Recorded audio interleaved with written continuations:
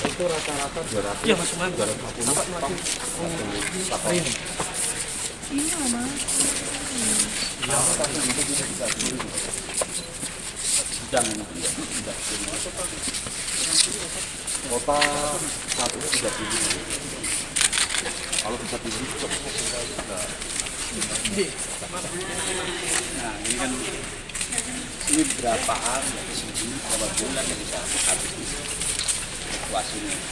Kalau persyaratan over memang setiap hari pergerakan sama. Tapi kalau untuk kota 35 untuk kebutuhan cabang Surabaya aja kita bagi seperempat. Kan kalau overnya jalan terus kosnya batas. Kadang-kadang kita supply telat akhirnya kan ditahan dulu kan. Oh iya, kalau itu enggak. Sebenarnya kalau ini sini enggak ada di situ seperti itu ya. Secara supply kita stok kuat. Pokoknya perberasan saya ngerti lah ya. Iya. Iya, 28 juta. 20 juta kali 10 kilo kali 3 bulan sebenarnya. Yang 10 juta sering 28 juta dah 8 juta orang. jadi ayo berapa ton tuh ngapalin kalau dari sawah kan wah enak sautannya kita punya berasnya di sini kalau harganya mahal kan baruan beli. Berasnya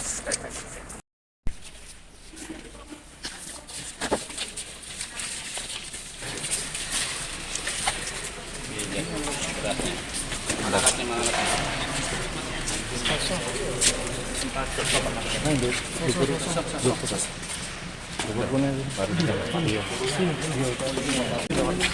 oh saya nggak biasa kurang ini tapi salah nih gimana Ke atas itu Pak.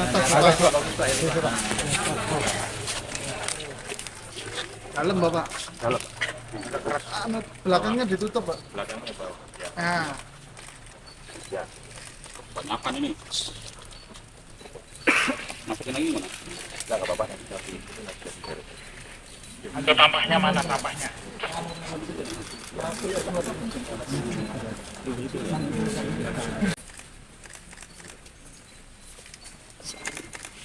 kalau dilihat dari tampak mata ini ukurannya sudah utuh ya, premiumnya ini ya. Harganya medium, kualitasnya premium.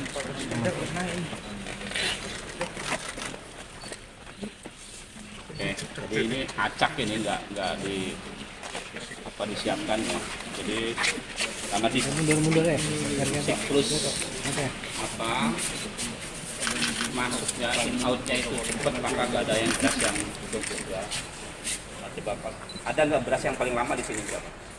Enggak perlu. Nggak ada yang lama kan. Itu ya. Dulu kan memang ada yang memang CBP yang bertahan lama kan juga punya kualitasnya. Kalau sekarang ya udah bagus ya.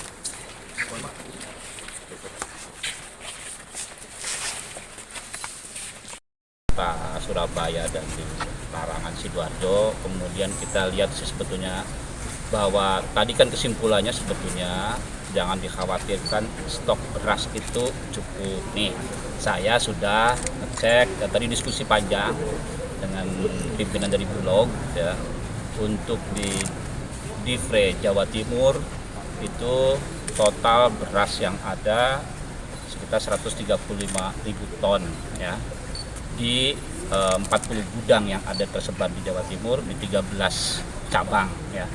Ini kalau kita hitung-hitung untuk bisa mendistribusikan untuk se-Jawa Timur itu bisa cukup 6 bulan ya.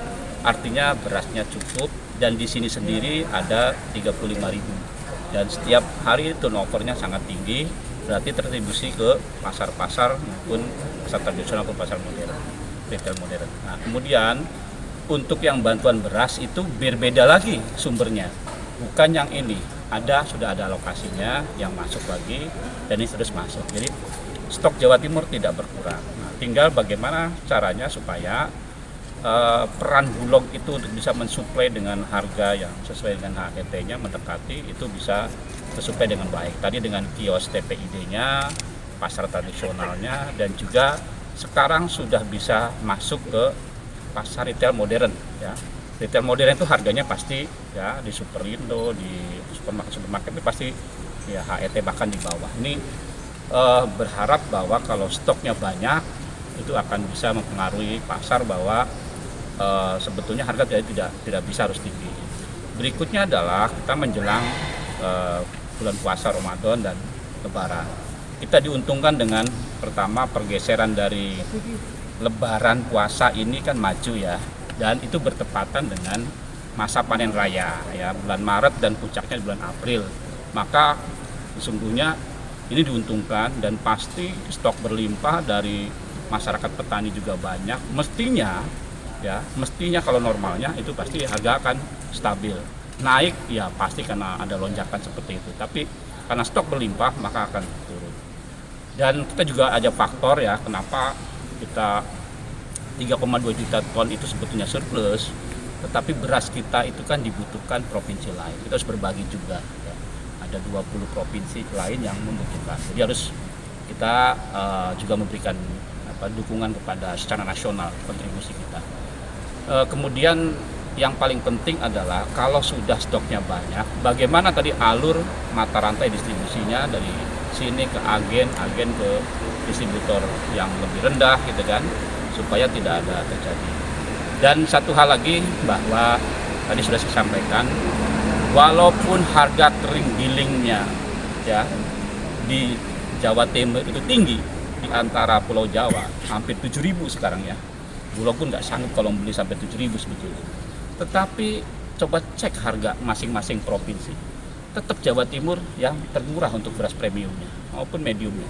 Ini menunjukkan bahwa pengendalian kerja pemerintah ya, tim TPID, tim Satgas Pangan dan sebagainya sudah bisa berjalan dengan baik. Dan ini berkat koordinasi yang baik antara pemerintah pusat dari Bulog ya, kementerian, tadi juga ada dengan KPPU ya, dan terutama sebetulnya tim TPID dari provinsi dan kabupaten kota yang sudah betul-betul nyekrup sebetulnya. Contoh Sidoarjo, gejolak harga tidak terlalu tinggi karena memang sesuai dengan prosedur program-program penanganan inflasi langsung melakukan operasi pasar. Jadi jangan tergantung dari provinsi. Provinsi sering melakukan operasi pasar, tapi yang paling tahu adalah kabupaten kota yang punya wilayah. Nah, saya apresiasi ke Sidoarjo ya, bahwa begitu ada kelihatan tanda-tanda sinyal akan naik pada operasi pasar. Saya kira itu teman-teman sekalian silakan untuk bisa sampaikan kepada publik ya, jangan khawatir, Jawa Timur itu cukup stok berasnya ya.